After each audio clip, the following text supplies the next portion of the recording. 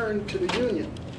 100 days went by, and not one Confederate state agreed to return to the Union. So as promised on 1 January 1863, President Lincoln signed the Emancipation Proclamation. It did at least 4 things, or it declared at least 4 things. Number 1, slaves were free, and it named those states that were in rebellion to the Union. Number 2, it guaranteed slaves the support of the U.S. government, namely the Navy and the Army, to help free them. Number 3, it declared that all freed slaves were entitled to paid wages for their labor. And then number 4, it declared that every well-bodied freed man could fight in the Union Army. Now, on the day of the signing, 1 January 1863, it was a regular day for the president, except there were hundreds of visitors that came to the White House to visit him. So all day, he's greeting people all day long. Well, at about 2 in the afternoon, he was able to slip out of the crowd and make his way up to his office, where the Secretary of State and other members of his staff were waiting for him to sign this very important document. The president walks into his office.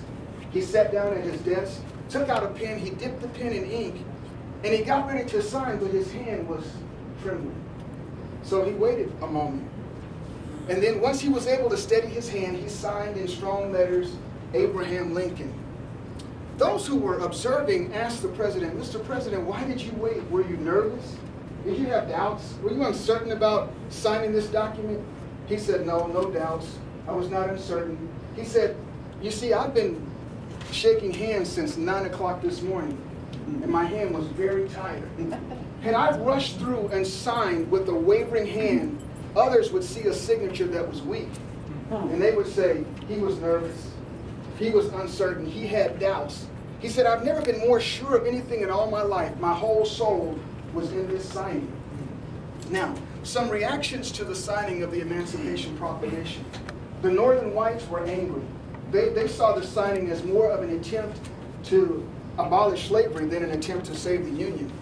Many of the white soldiers, they resigned from the Army because they refused to fight to free slaves. In the House, the Republicans lost so many seats to the Democrats as a result of the signing. They lost so many seats they were down to only 18 votes in the House. And the abolitionists, both the white and black abolitionists, while they never criticized the signing publicly because they really believed that the president could have done more to really abolish slavery completely. However, they felt it was a step in the right direction.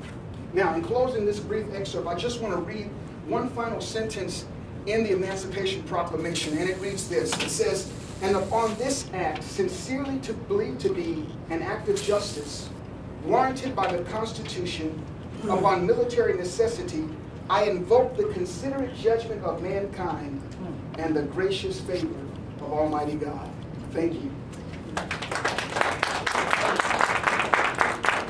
you, Stanley, for that history tip. Next, I would like to